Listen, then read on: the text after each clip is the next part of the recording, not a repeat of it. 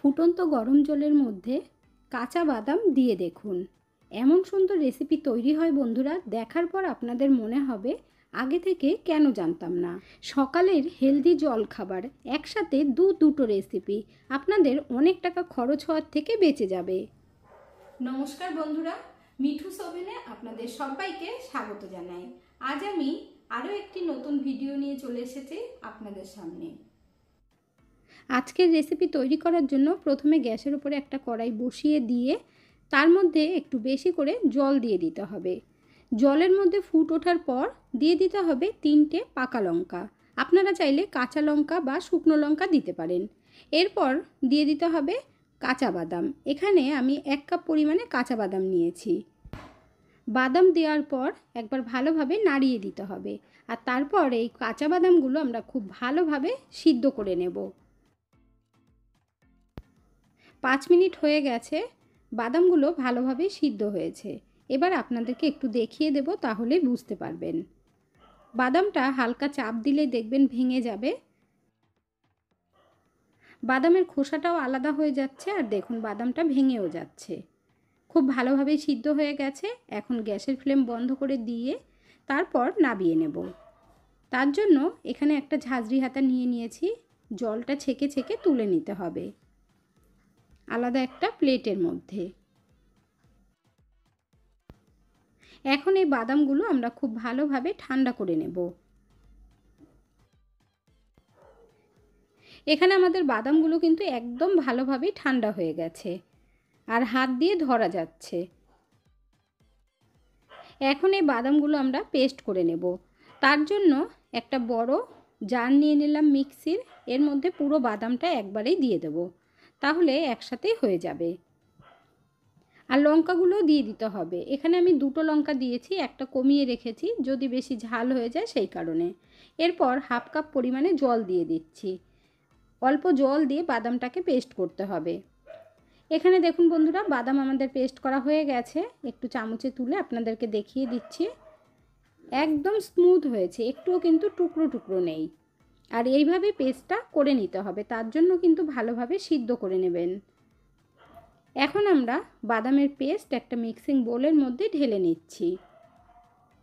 বন্ধুরা, আজকের এই রেসিপিটা যদি আপনাদের ভালো লেগে থাকে তাহলে আমার চ্যানেলটিকে অবশ্যই সাবস্ক্রাইব করবেন।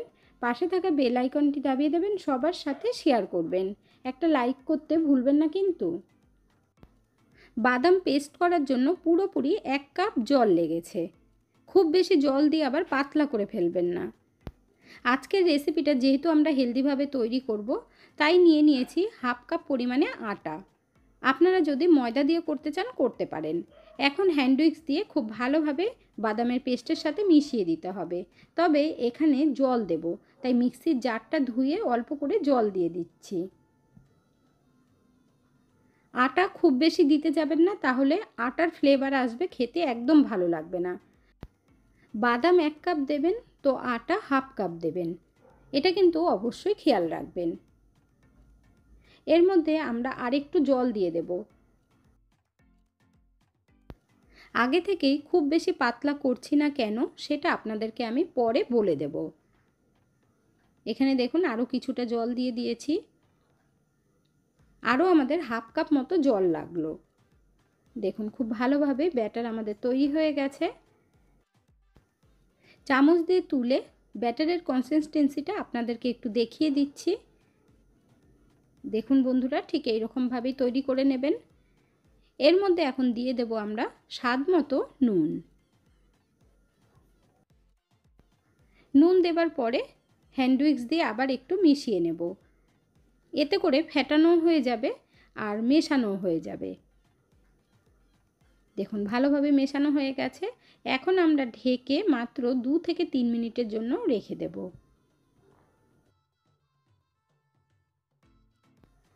2-3 মিনিট বাদে ব্যাটারটা আমরা চেক করে নেব। আগের থেকে কিন্তু আরেকটু গাঢ় হয়ে গেছে, যেহেতু এর মধ্যে বাদাম দেওয়া আছে সেই কারণে বাদামটা ফুলেছে।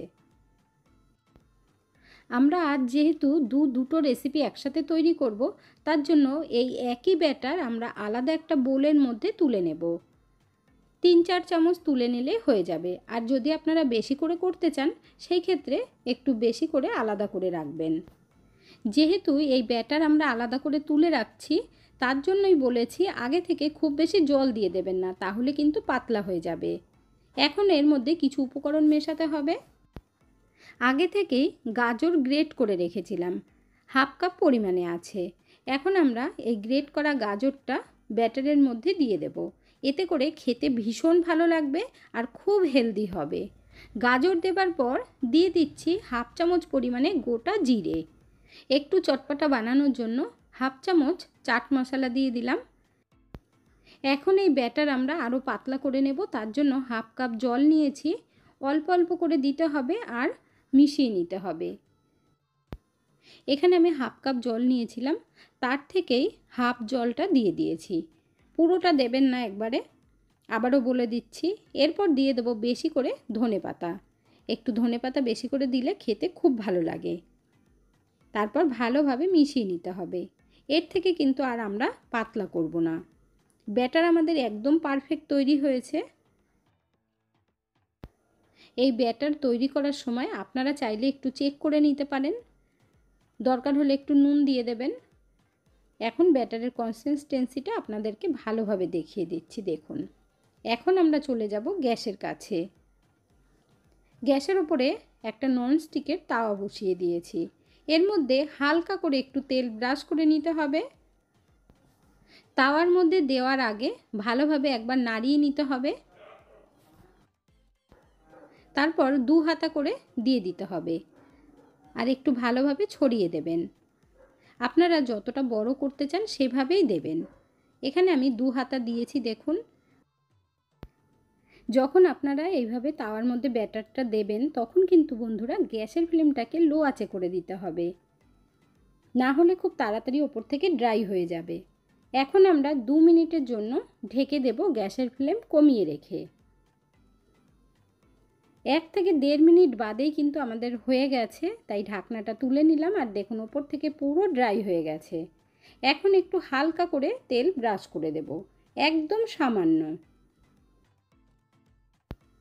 এরপর আস্তে আস্তে উল্টে দিতে হবে। আর দেখুন নিচ থেকে কত সুন্দর হয়েছে কালারটা। একটু চেপে দেবেন এভাবে। উল্টে দেবার পর গ্যাসের ফ্লেম মিডিয়াম আঁচে রেখে ভেজে নিতে হবে লাল লাল করে। দেখুন কত সুন্দর হয়েছে আর খেতে এতটাই টেস্টি হয় বন্ধুরা। আজকের এই রেসিপিটা দেখার পর আপনাদের মনে হবে আগে থেকে আমরা কেন জানতাম না। এখানে দেখুন 1 পিস হয়ে গেছে। এখন আমরা আরও একটা ভাজবো, তবে এই সময় কিন্তু আর তেল দেব না, তেল ছাড়া তৈরি করব। আপনারা চাইলে কিন্তু পুরোপুরি তেল ছাড়া করতে পারেন। ননস্টিকের তাওয়াতে করলে তেল দেওয়ার একদম দরকার নেই। আর যদি লোহার চাটু কিংবা অ্যালুমিনিয়ামের চাটুতে করেন তাহলে একটু তেল অবশ্যই দেবেন। এরপর আমরা ঢেকে দেব।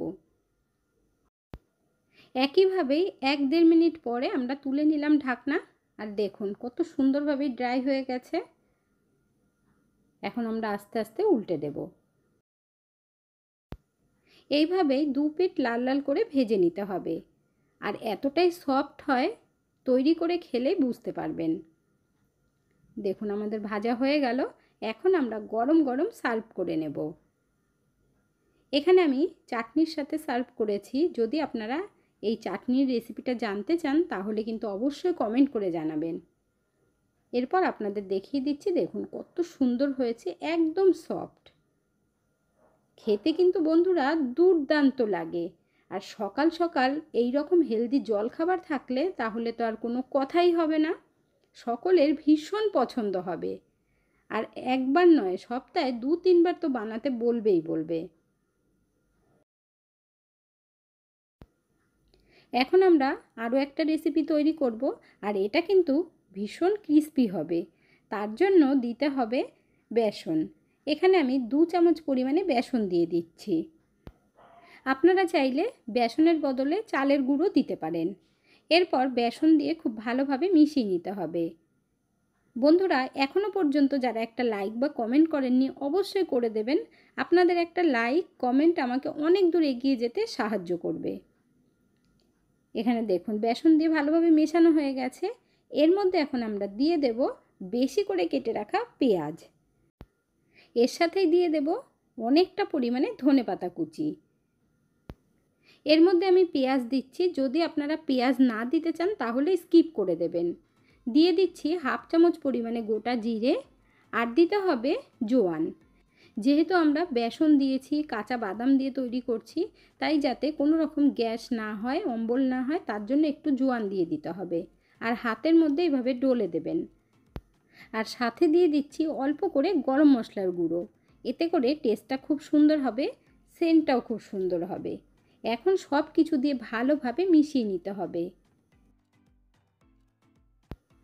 এই কারণেই বাদাম পেস্ট করার সময় জল কম দিতে বলেছি। খুব ভালোভাবে মিশিয়ে নিতে হবে। পেঁয়াজ ছাড়াও খেতে খুব ভালো লাগবে। এখানে দেখুন বন্ধুরা, খুব ভালোভাবে মিশানো হয়ে গেছে। এখন আমরা চলে যাব গ্যাসের সামনে। গ্যাসের উপরে একটা ফ্রাই প্যান বসিয়েছি, তার মধ্যে অল্প তেল দিয়ে দিয়েছি। তেলটা গরম হবার পর দিয়ে দিতে হবে, আর তার আগে আমরা একটু হাত দিয়ে ভালোভাবে মিশিয়ে নেব। তেলটা গরম হবার পর গ্যাসের ফ্লেম কমিয়ে দিয়ে পকোড়াগুলো দিয়ে দিতে হবে। এই পকোড়াগুলো খেতে এতটাই টেস্টি হয় বন্ধুরা, এই জন্যই আপনাদেরকে বলে দিচ্ছি, তৈরি না করলে কিন্তু বুঝতেই পারবেন না। এখন আমি পকোড়াগুলো চামচ দিয়ে দিয়েও দেখিয়ে দিচ্ছি, হাত দিয়ে না দিলেও হবে। রোজ সন্ধে হলেই দেখবেন বাড়ির বাচ্চা থেকে বড় সকলেই বাইরে থেকে কিনে এনে খেতে চায়। বাইরে থেকে চপ সিঙ্গারা না খেয়ে, অনেক টাকা খরচা না করে ঘরেই এইভাবে তৈরি করুন, তাহলে আপনাদের টাকাটাও বেঁচে যাবে আর খাওয়াটাও ভীষণ ভালো হবে। ঘরে থাকা সামান্য উপকরণ দিয়েই কিন্তু আপনারা তৈরি করে নিতে পারবেন। একটু জায়গা করে দিলাম যাতে আরও একটা দিয়ে দেওয়া যায়। এবার ওপর থেকে একটু একটু করে তেল দিতে হবে, ওপরটাও যাতে ভালোভাবে ভাজা হয়। যেহেতু তেল কম দিয়েছি, আপনারা চাইলে ডুবো তেলে ভাজতে পারেন। এবার আস্তে আস্তে উল্টে দিতে হবে। আর দেখুন বন্ধুরা, নিচের দিকের কালারটা কত সুন্দর হয়েছে। কাঁচা বাদাম, আটা আর সাথে অল্প বেসন দিয়ে এত সুন্দর পকোড়া তৈরি করা যায় বন্ধুরা, আপনারা যদি বাড়িতে না তৈরি করেন তাহলে কিন্তু বুঝতেই পারবেন না। দেখুন উল্টে পাল্টে লাল করে ভেজে নিচ্ছি, আর কত সুন্দর হয়েছে, ভীষণ ক্রিস্পি হয়, খেতেও ততটাই মজা লাগে। পকোড়াগুলো আমাদের ভাজা হয়ে গেছে, এখন আমরা তেল ঝরিয়ে তুলে নেব। আর বাকি পকোড়াগুলো এই একইভাবে ভেজে নেব। একই ব্যাটার দিয়ে দুটো রেসিপি তৈরি করে দেখালাম। আপনাদের কাছে কোন রেসিপিটা বেশি ভালো লাগলো অবশ্যই কিন্তু কমেন্ট করে জানাবেন।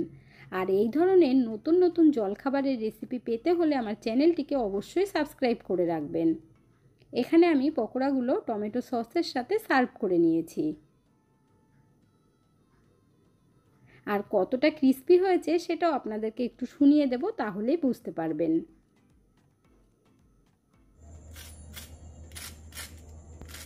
আপনাদেরকে শুনিয়েই দিলাম কতটা ক্রিস্পি হয়েছে পকোড়াগুলো। এরপর এক পিস ভেঙে আপনাদেরকে দেখিয়ে দিচ্ছি। এইভাবে আপনারাও একবার অবশ্যই তৈরি করবেন। দেখুন কতটা সুন্দর হয়েছে, কেউ বুঝতেই পারবে না যে এর মধ্যে আটা দেওয়া আছে। বাড়িতে যদি হঠাৎ করে কোনো গেস্ট চলে আসে তাদেরকেও বানিয়ে খাওয়াতে পারবেন, খামোকা বাইরের থেকে কিনে আনতে হবে না। আজকের ভিডিওটা আপনাদের কাছে কেমন লাগলো অবশ্যই কমেন্ট করে জানাবেন। এতক্ষণ ধৈর্য ধরে ভিডিওটি দেখার জন্য অসংখ্য ধন্যবাদ। ভালো থাকবেন, সুস্থ থাকবেন, দেখা হচ্ছে পরের ভিডিওতে। Thank you.